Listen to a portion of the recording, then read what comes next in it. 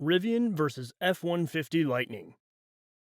The Ford F-150 Lightning is a full-size mainstream pickup, while the Rivian R1T is a smaller, narrower vehicle with a shorter bed designed for adventures, off-roading, a little bit of performance, and it sits pretty in the premium segment. Welcome back to Auto Tech, and today we're comparing two of the most popular electric trucks, the Rivian R1T and the Ford F-150 Lightning. When shopping for a car, certain things are of utmost importance to look for: the model, design, elegance, battery power, speed limit, price, etc. For starters, the Rivian R1T is an immensely capable pickup with a lifestyle-oriented bent.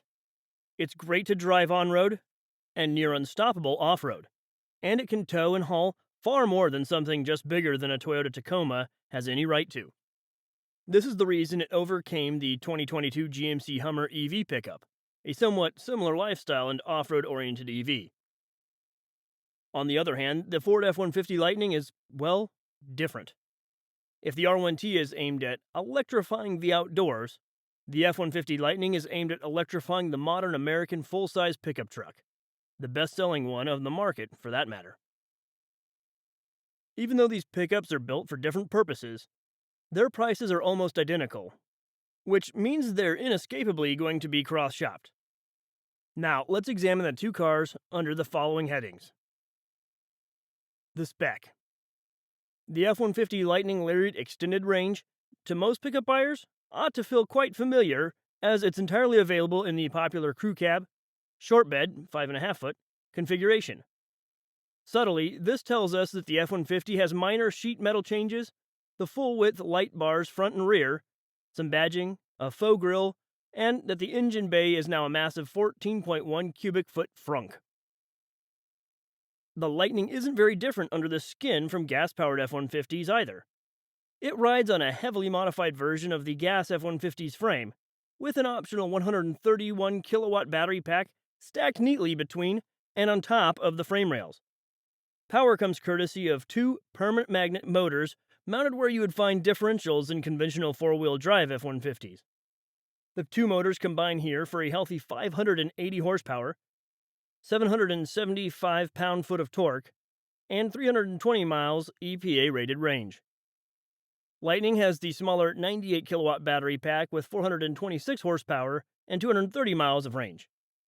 The switch to electric motors also allowed Ford to rethink the F-150's suspension, swapping the conventional F-150's near live axle and leaf springs for coil springs.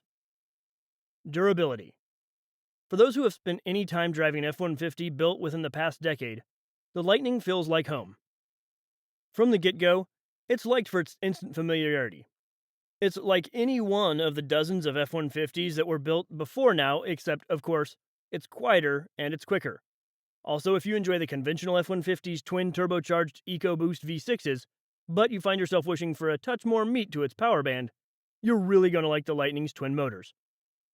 Despite a touch of torque steer underneath the acceleration, the Ford pulls effortlessly with an apparently enormous supply of power. The closest internal combustion analog would be if Ford somehow engineered a Power Stroke diesel with a 15,000 RPM redline and squeezed it into an F-150.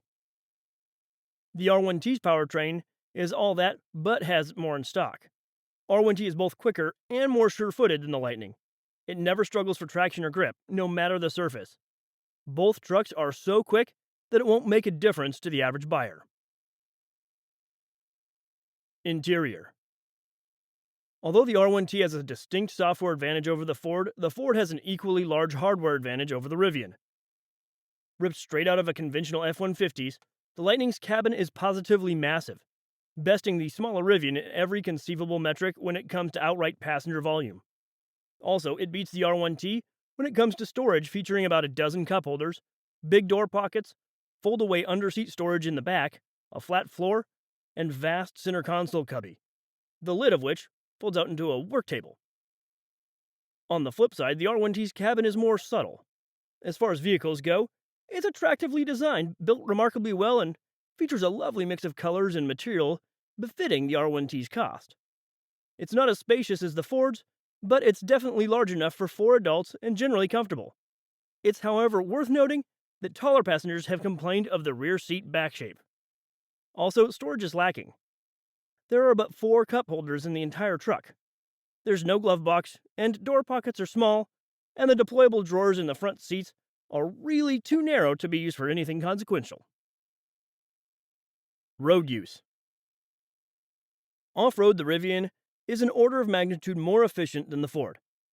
With 5 off-road modes, that is all-purpose, rock crawl, rally, drift, and sand, it's very little that can stop an R1T off the pavement. Its height-adjustable suspension gives it a tremendous amount of ground clearance, while the hydraulic dampers help the Rivian keep all terrains on Earth. Its quad motor system is incredibly impressive too, incorporating the gearing of a low range, the traction of locking differentials, and the precision of electric motors to overcome the types of complications that make a Toyota Land Cruiser owner color up. The Ford isn't in the element off-road, but it's not necessarily out of place either. The Lightning doesn't have the body control to move quickly when it's away from asphalt, but at slower speeds, the truck comfortably ambles down hard-packed dirt and through loose sand. On more technical terrain, the F150's rear diff helps the truck maintain forward momentum, though it could use a locking front differential too, as it tends to spin the driver's side front wheel quite a bit. Trying to keep pace with the R1T will result in nothing but frustration and body damage.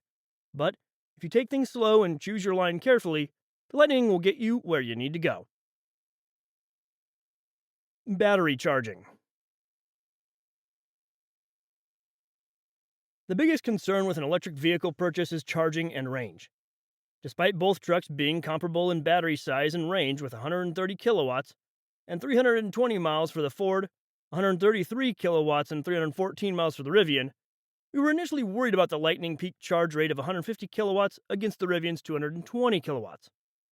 The slower your battery charges, the more time you spend tethered to a level 3 DC fast charger while road tripping.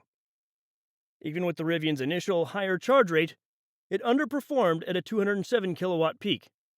The Ford overperformed at 172 kilowatts and was able to hang on to that higher rate for longer.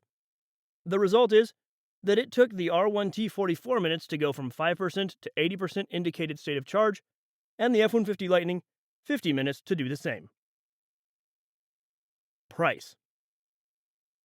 When it comes to the price, there's no beating around the bush, dancing that both of these trucks are exceptionally expensive for the average buyer. Technically speaking, the R1T Launch Edition long-termer is the cheaper of the two, with its $76,875 as tested price. The truth is, if you were to buy the same truck today, you'd be spending $96,250, as Rivian has increased prices of the R1T to make room for the upcoming dual-motor R1T variant, thus making it less of a value than it once was. Despite Ford touting the F-150 Lightning's affordable $41,669 starting price, the F-150 Lightning Lariat Extended Range isn't exactly cheap either, stickering for $80,839. In all, we think the Lightning XLT is the better buy due to its similar equipment and interior quality levels, but shoppers are still looking at a $74,309 outlay for the cheapest F-150 Lightning Extended Range. With these comparisons, you can find the features that tick all your boxes and pick the electric truck that works best for you. Do you think anything is missing that should have been included? Let us know in the comment section below. If you enjoyed this video, consider liking this video and subscribing to our channel. Until next time, thanks for watching Auto Tech.